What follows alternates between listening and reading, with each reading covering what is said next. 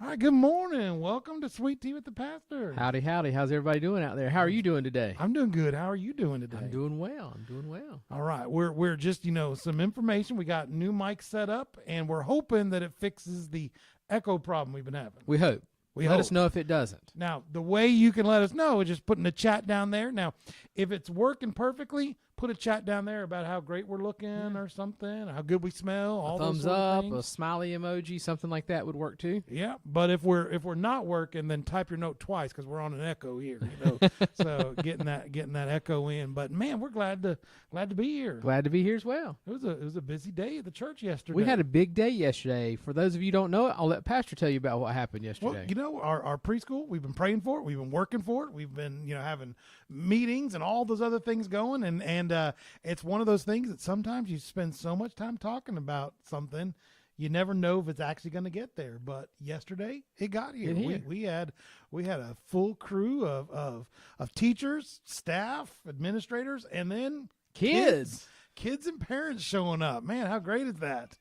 Yeah, nowadays, I know when you and I were kids, we were just told to, run underneath car tires and stuff. But now they all hold on to a rope, and so all the kids are lined up on a rope, and there are kids walking around on a rope, heading out to the playground, going and playing in the playground. Kids in the halls, with their teachers, going and doing their snack breaks and lunch. And back in my day, I don't know if it would have been wise to have had a bunch of me and my friends with a rope. I mean, something dangerous could have happened with that. There could have been a teacher tied up, and left behind somewhere, or we could have found a branch and thrown it over and created a swing or something. So, but yes, it was a really good day to meet and greet a lot of the families that are going to be a part of the daycare. Still going to have some more kids come along, as the weeks progress and that sort. So it's not full; it's close to full, but some more are on their way, and so looking forward to just getting to know those folks and those kids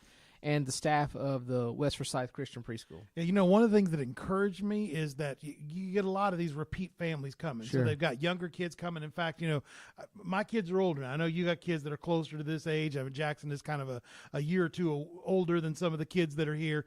But my kids are so much older that I now realize I have a hard time of judging ages on some of these kids. So they come bopping in, and I'm looking. I was like, well, that little kid, that kid's too little. That older kid's coming, but it was the other way around. Right. It was like the 2-year-old was staying, and then the second grader, school's not started, was heading out.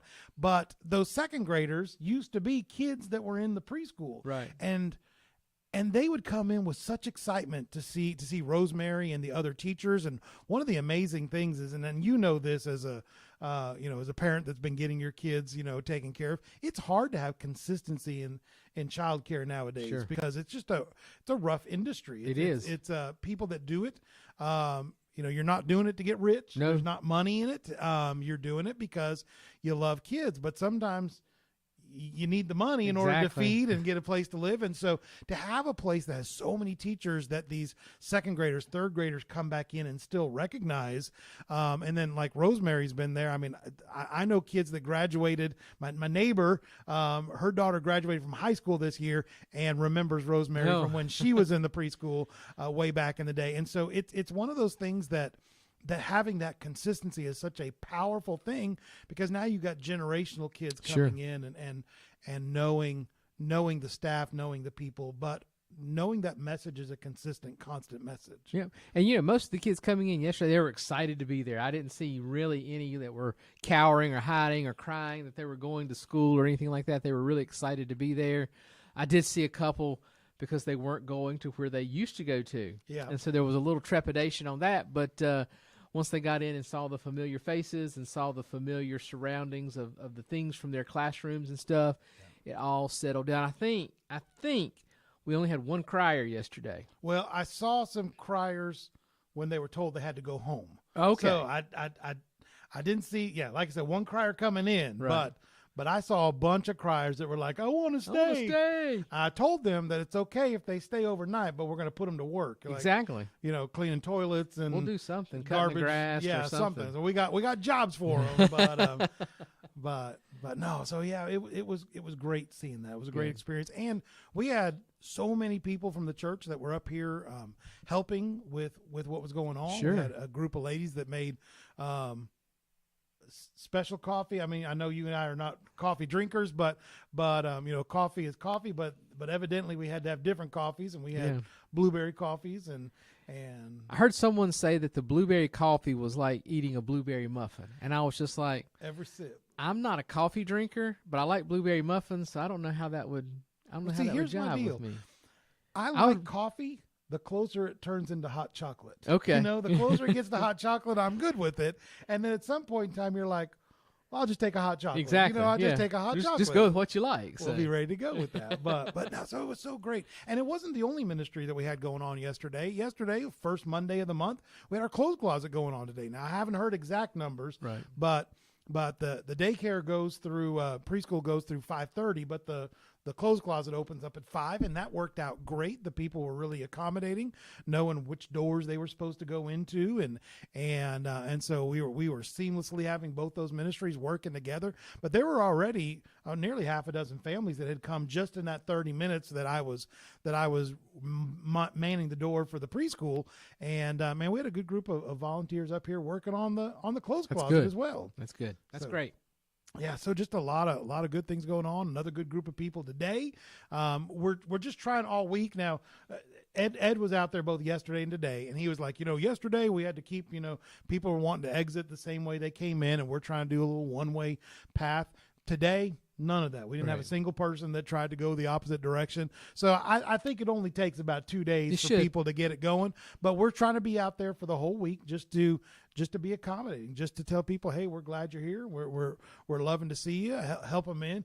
You and I were helping some people carry some stuff in. I mean, yesterday was the moving in days. Yeah, I was amazed at that because I saw a couple of people come in and they were carrying boxes of stuff in for, the kids had their happy nappers, they had extra clothes, school supplies, and then a couple of kids I just saw toting in with just like a grocery bag, and they had like a change of clothes wadded up in there and maybe something for lunch. I'm not sure if they even had lunch in there. So I was amazed at the differences between what some people were bringing and what others were bringing, and probably some of it had to do with age and that sort of thing. Yeah, absolutely. Now, one of the things that kept popping up, so the last couple of days, just standing out there, you getting long conversations with people, getting an opportunity to talk to people, and it kind of spurred my Facebook question, not a spiritual Facebook question. Now, because I think we've already done who was your educational mentor, we've already done that sort of stuff, and so didn't want to just jump into that right away. But while we're standing out there, it always seems like conversations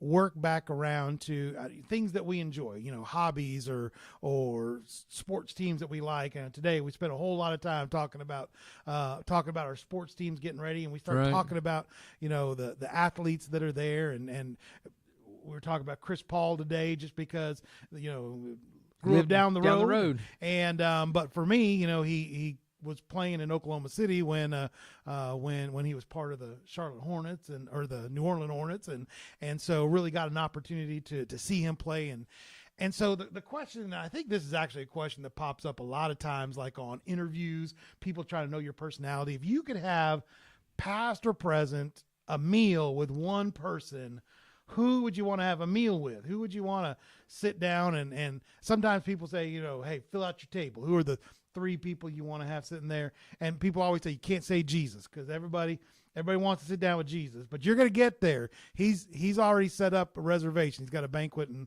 in glory for us. So you'll eat lunch with him one day, I promise. But this is somebody else maybe. Who's that person you want to sit down with? Those people throughout history you'd want to sit down with. You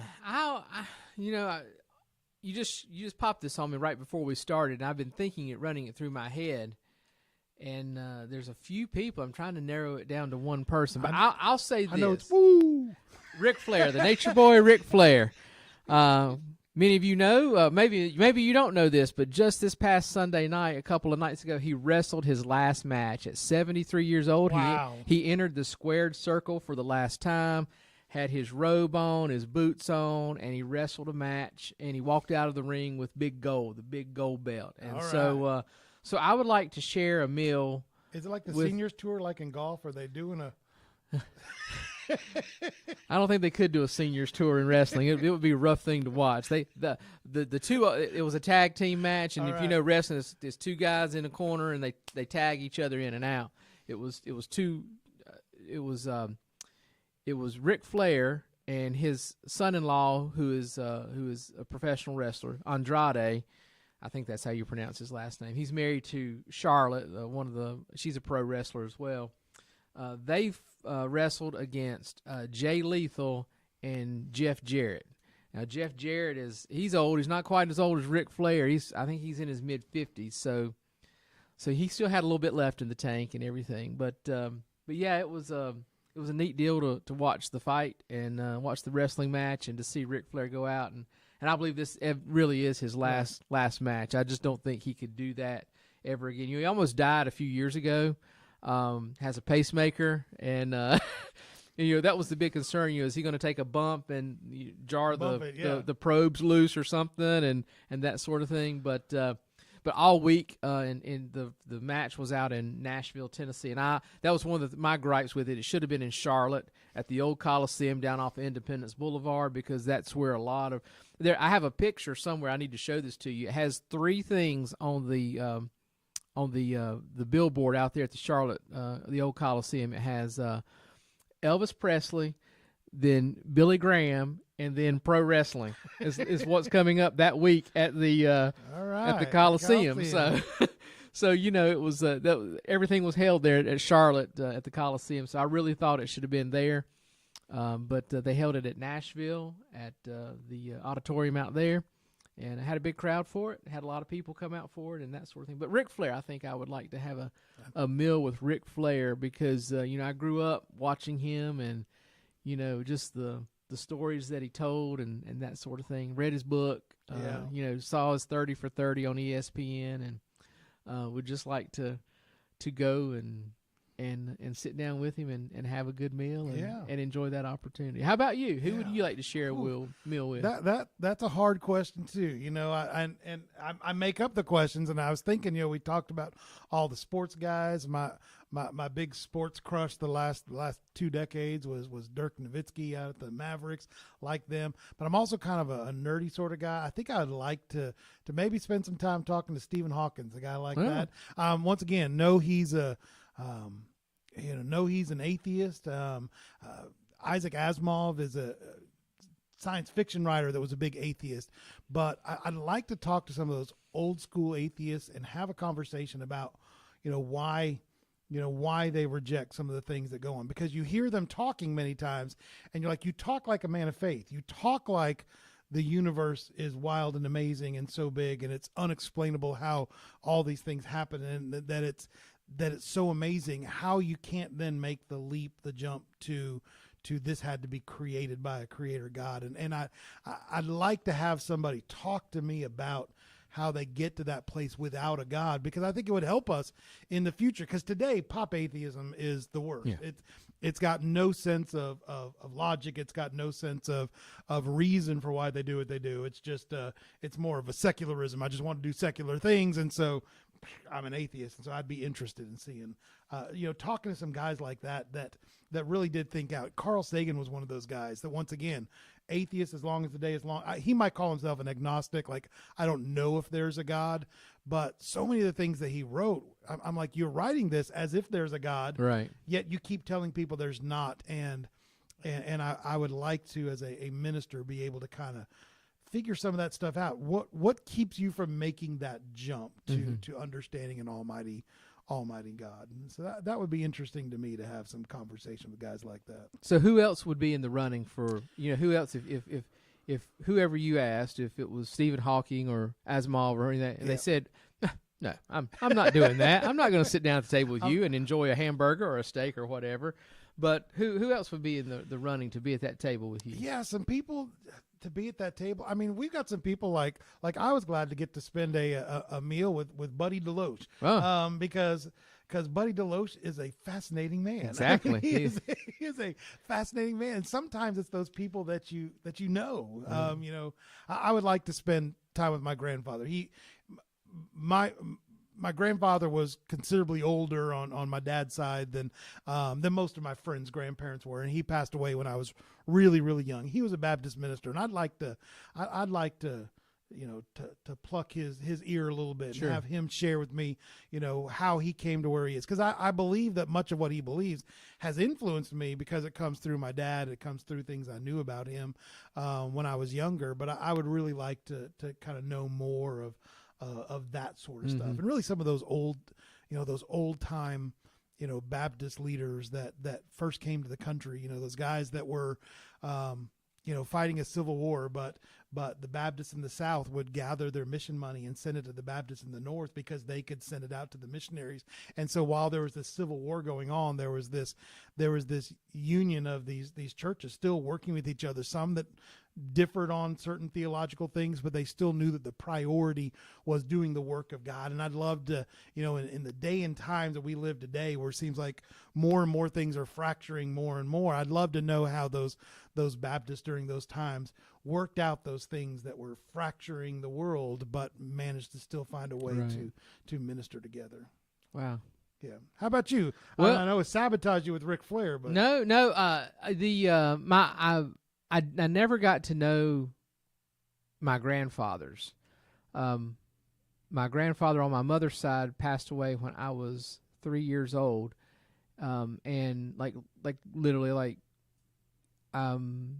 he it was right around just a couple months after I was 3 years old, and then I never got to meet my my father's dad, my dad's dad. He passed away when my dad was 16 years old, so I never had an opportunity or chance to meet him. So, to have a meal with them and to get to know them, that would be a great thing. Conway Twitty, I could sit down with Conway Twitty and have a good time. And here's something that might amaze those of you that are listening. I don't know if Conway Twitty is a thing, would amaze you or what I said, but Tina Turner. Tina Turner would be, All right. yeah. I would. What y'all may not know is Tina Turner is probably my favorite musical artist. out we there. drove past a billboard when we were coming here from Texas with the Tina Turner Museum, and Cambry looked at it. She's like, "We need to pull over there." Not because she knew who Tina Turner was, but if there was a museum, she's like, "Well, we need to go find." Was that. it coming through Tennessee? Yeah, coming through Tennessee. Yeah, she was born in Nutbush, Tennessee. Nutbush. Yeah. So, so she was born in Nutbush, Tennessee. Went to St. Louis, and You don't then have to say Tennessee after you say Nutbush. You're Nutbush, like, yeah. "Oh, yeah, it's Tennessee." Nutbush, Tennessee. So anyway, yeah, that's where she was born. It's kind of out in the northwestern part of Tennessee, so between Memphis and Nashville, coming on 40. Yeah. I didn't know there was a Tina Turner museum, so maybe I'm going to have to make a trip out to West Tennessee and see what that's all about. But Tina Turner, yes, I would love to go there, and I would like to sit in Ina Garten's house and have a meal that she prepares and talk with her about it. So I don't know if you know who Ina Garten is. That's the Barefoot Contessa. You may Okay. know her by that TV show, but she's one of my favorite cooks, chefs that I like to watch on TV. That's so. good. That's good. All right. Yeah. So that's good. So you guys can share some of yours. Right now I got a lot of chatter in there talking about our microphone situation. We do know that we're in stereo. He's like on the left side, I'm on the right, or vice versa. We're not sure which one. We got the new mic system. They all come together, and for some reason they're sticking us in stereo. So that means, like, sometimes when I'm in the house, I just use one earbud. Right. So that I can hear, the kid screaming in the other one, and I can not hear the kid screaming in the other. And so that means you may only hear one of us if you're going solo earbuds. But thanks for everybody putting in there. Dan was saying that he'd like to see some people maybe from the Bible. Stephen or David are some people that he put in there, unless he's talking about my brother-in-law Stephen and my brother David. But I don't think he's talking about them. Maybe not. I think he's probably talking about the biblical characters, and that's cool too. I mean, as far as biblical characters go, I mean, I'd like to meet Philip just because, my name's Philip, and Yep. and I really do like his stories in the book of Acts. I think they're, he gets a chapter. I mean, that's Sure. a big deal. There's some of the apostles that don't get a chapter, and so he gets a chapter. I'd be curious about some of those things too. And as far as the disciples, I think Andrew would be one I would like to meet, just because he had this reputation is not about bringing people to Christ. Like, he would go out and physically bring them to Jesus. And so yeah, I think Andrew would be one of my, I guess I need to put some Bible folks in there and be a little bit more spiritual about it than just Ric Flair and Conway Twitty and Tina Turner. I'm all superficial here, and everybody else is going deep on me. So the people online are going deep. We'll see. But it's good. It's good. All that stuff is good. Yeah. So that would be a great thing. So yeah, you guys share those things down there. Those of you that are watching later on during the week, go ahead and put your post down there. We'd love to see those things. It was just interesting because it seems like a lot of our conversations that's where they flow to. These are, and I think it's because it's memories of certain things. Sure. You get those memories of those certain athletes, and it kind of solidifies something in time. We were talking about you're going to the races tonight and stuff, and it's something that's that's solidified in your mind, and it's something that you remember because you did these sort of things. So many of mine, I was thinking about Chuck Yeager might be a person I'd want to see. He's one of those test pilots that was flying all those early things. And that's the reason why Buddy is entertaining to me. Sure. I love him because a lot of his stories intersect with my life. I mean, I grew up on the tarmac of these Air Force places, going and watching the air shows and seeing these guys do some amazing things. And that just nostalgia of being there brings me back to my childhood. And right. So those things are interesting, and it's I think a part of how we get to know who we are, sure. how we get to know each other. And that's an important part of that fellowship. We're all different. We all have different experiences. I told Kim when she came here, it's like, look, you're going to have to get a NASCAR driver because Kim didn't have a NASCAR driver. Now, fortunately, she got one by default, though. She got one because anything that happens at the University of Liberty or Liberty University becomes her thing, and they sponsored, William Byron, and so she's like, right. That's my guy, and so now William Byron's her guy. I mean, she doesn't know that 24 was driven by somebody way more popular than William Byron, but she's like, whoever that other guy was, she's all for William Byron. Doesn't have any clue who Jeff Gordon is, but right. But she's excited for him. And I don't know. He's doing it to me again this year. Last year, won a bunch of races at the beginning of the season. And now, I don't know. Yeah. He's fading down. I feel like, he's talented, but maybe his crew doesn't know how to turn up the volume, and other crews are turning up the volume. Now's the time to start peaking because you're getting into the playoffs. This year, he peaked early, won a couple races, was up there. I mean, he was number one for a while at the beginning of the year. Not anymore. Right. What's going on? Yeah. What's going on? But so we're getting there. So William Byron. As Ric Flair would say, what's cause in all this? We're going to have to get you a Ric Flair quote so you can just walk around it all the time. I would do it in a heartbeat. And you want to talk about having a meal with people like that. So years ago, he had his autobiography come out, and I bought it. Went to Charlotte to Barnes & Noble in South Charlotte where the line formed to get the autograph in it. And it's in my office if you want to see it. It says Ric Flair, 16 times World Heavyweight Champion. So we were in there waiting, and so I heard him and his wife at the time and his kids were all there. They're like, we're going to go out to eat after we finish this.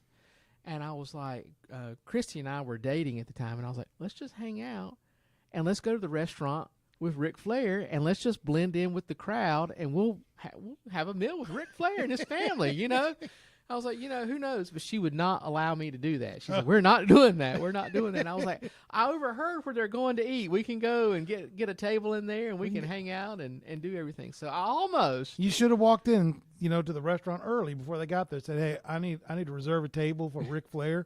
They're going to be here in just a little bit, 18 of us, and then just sit down. And when he shows up, like, I'll show you your table right here.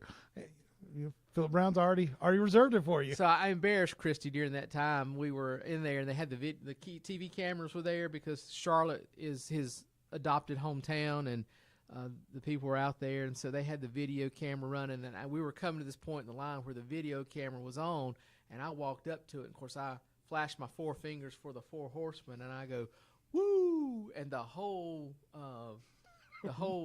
bookstore just replies with a "Woo!" because that's what you do when you go to wrestling. A couple months ago, I took Carter to his first wrestling match over the Greensboro Coliseum, and I walk through the curtains into the arena, and I go, woo, and everybody else just replies, woo. So, yeah, I'm sorry I'm divulging from who we ate a meal with to telling my stories of Ric Flair and that sort of thing, but I have a lot more if you want to talk about them, so. I'm reading comments that we have on here. I have some people talking about Paul. Slocums are saying their driver is Jimmy Johnson, but I think that's because they're just front runners. Jimmy, well, he's in IndyCar now. He's not even a NASCAR guy. He's in open wheel now. Jimmy Johnson, though, was good. He was good. He won 7 championships and tied Dale Earnhardt and Richard Petty for 7 championships. So he was a good driver. I'm excited to go back to North Wilkesboro. I'm going with Tony and Rudy tonight. We're going to North Wilkesboro. I was there for the last race at North Wilkesboro, and they're reopening it, and this is the first race back. So, all right. So I'll be excited to walk back through those turnstiles and take my seat to watch some. Sounds good. Some grassroots hometown racing. That's right. Swapping some paint, getting That's out there. right. Let's do it. All right. All right. Well, are you leading us in our I am. study today? And we're talking about racing. This is a familiar story out of the Bible. It's Hebrews chapter 12, and I'm going to read the first few verses here in chapter 12. Therefore, since we also have such a large cloud of witnesses surrounding us, let us lay aside every hindrance and the sin that so easily ensnares us. Let us run with endurance the race that lies before us, keeping our eyes on Jesus, the source and perfecter of our faith. For the joy that lay before him, he endured the cross, despising the shame, and sat down at the right hand of the throne of God. And what really turned me to this scripture was hearing a lot of people talk about how hot it is outside and how just they're tired of the heat and tired of the humidity and tired of just this long run. And we're entering into the dog days of summer, where it just kind of becomes the time of summer where you're ready for it to cool down. You're ready for those crisp fall mornings, the season of the leaves to start to change and stuff like that. And sometimes we get into these days where it's just been a stretch, where it's been hot, it's been tiring, it's been grueling, it's been gruesome, and we just want to go, I don't want to do this anymore. I want it. I need something different. And so I think it's important that we get through this time of the year to where we can enjoy the cooler part, and we need to run that race with endurance to finish strong and to continue on with our race and not to give up. I was thinking about this story, and I remember from I think it was the Barcelona Olympics. So that was like 20 years ago now, maybe. Yeah. I don't know. Maybe 30 years ago.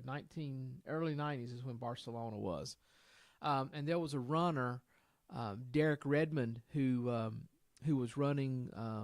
I don't know which race he was running, but he was in the semifinals. If he placed well enough in that, he would have gone to the finals. And it was his dream to win an Olympic gold medal or an Olympic medal.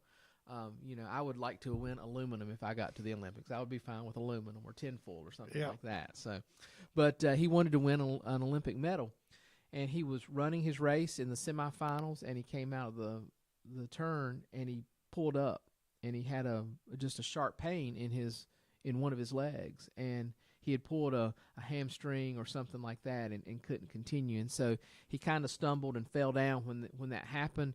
Got back up and was hopping on one leg to the finish line, and this guy came out of the stands and pushed the security guards to the side and went out there and put his arm around him and said, "You don't have to do this." And he said, I have to finish.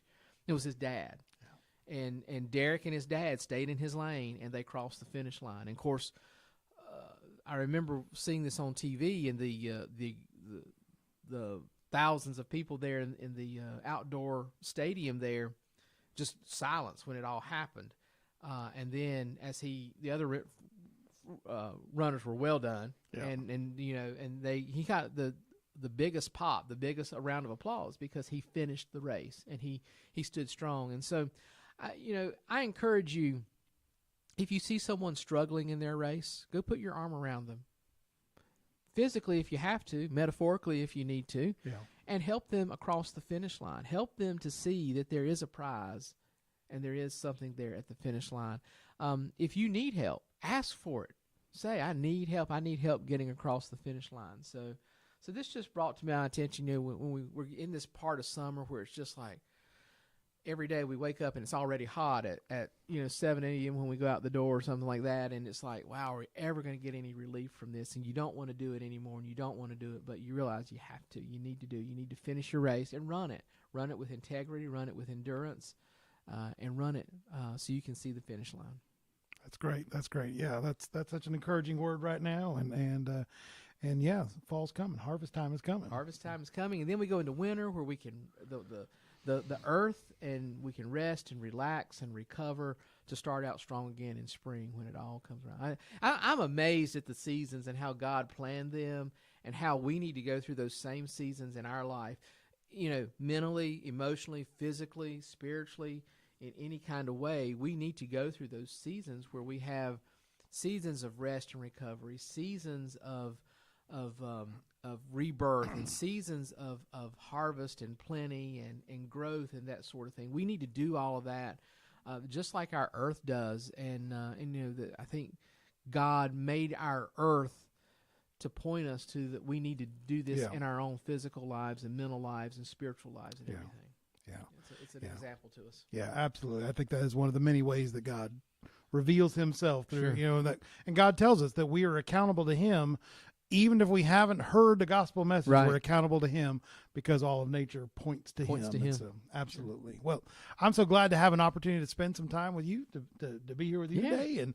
And like I said, there's right now people moving underneath our feet, coming in. If you would like to share a meal with some young people, I'm sure you just get in touch with Rosemary at the West Forsyth Christian Preschool and say, hey, I'd like to come up and have lunch with some kiddos.